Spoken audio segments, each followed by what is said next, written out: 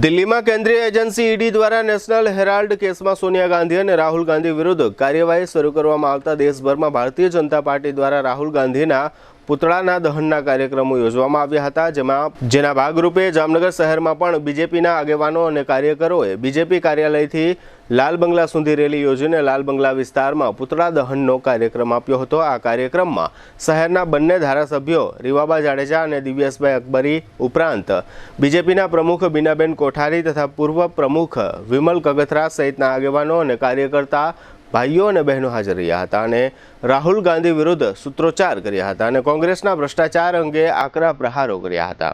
આ તકે બીનાબેન કોઠારીએ આપેલી વિગતો પ્રસ્તુત। શું કેન્સર જેવી જીવલેણ બીમારીથી બચવું શક્ય છે? હા, જો વહેલા તબક્કે નિદાન અને સમયસર શ્રેષ્ઠ સારવાર આપવામાં આવે તો દર્દીને મોતના મુખમાંથી પાછી લાવી એક સ્વસ્થ અને સકારાત્મક નવજીવન આપવું શક્ય છે અને આ જ લક્ષ્યને પ્રતિબદ્ધ છે આયુષ કેન્સર હોસ્પિટલ। 40,000 સ્ક્વેર ફીટના વિસ્તારમાં ફેલાયેલ જામનગરની એકમાત્ર કેન્સર સ્પેશિયાલિસ્ટ એવી આ હોસ્પિટલ અત્યાધુનિક ટેકનોલોજી અને મોડર્ન સુવિધાઓથી સુસજ્જ છે। ફક્ત સાધારણ ચેકઅપ અને સરળ સર્જરીઓ જ નહીં, પરંતુ જીવલેણ બીમારીઓ તથા જટિલ સર્જરીઓને અહીં સફળતાપૂર્વક પાર પાડવામાં આવે છે। અહીં પ્રધાનમંત્રી યોજના હેઠળ આયુષ્માન કાર્ડ તથા મા કાર્ડના ધારકોને તમામ કેન્સર ઓપરેશન સારવાર નિઃશુલ્ક પૂરી પાડવામાં આવે છે અને કેશલેસ ઇન્સ્યોરન્સ જેવી સુવિધા પણ આપવામાં આવે છે।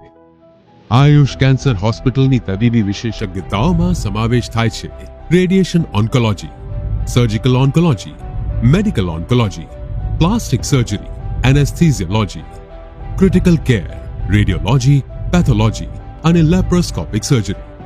80 બેડ ધરાવતી આ હોસ્પિટલમાં અમારા અનુભવી ડોક્ટર્સની ટીમ, ટ્રેન મેડિકલ સ્ટાફ અને મદદરૂપ એડમિનિસ્ટ્રેટિવ સ્ટાફ 24/7 આપની સારવાર અને સમસ્યાઓના નિરાકરણ માટે ઉપલબ્ધ રહે છે।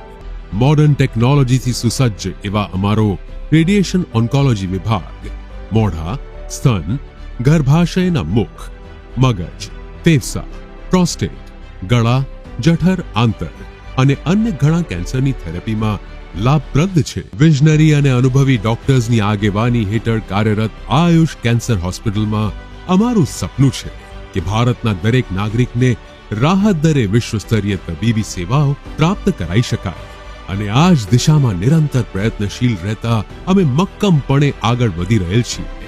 આયુષ કેન્સર હોસ્પિટલ, આધુનિક ઉપચાર, નિઃશુલ્ક સારવાર। કોંગ્રેસ પાર્ટી જે હંમેશા ભ્રષ્ટાચારમાં ગળાડૂબ રહી છે અને કદાચ એટલે જ જનતાએ એને જાકોરો આપ્યો છે। કોંગ્રેસ પાર્ટી જ્યારે પણ સત્તામાં હતી ત્યારે 156થી વધારે કંપનીમાં એમના ભ્રષ્ટાચાર બોલ્યા છે।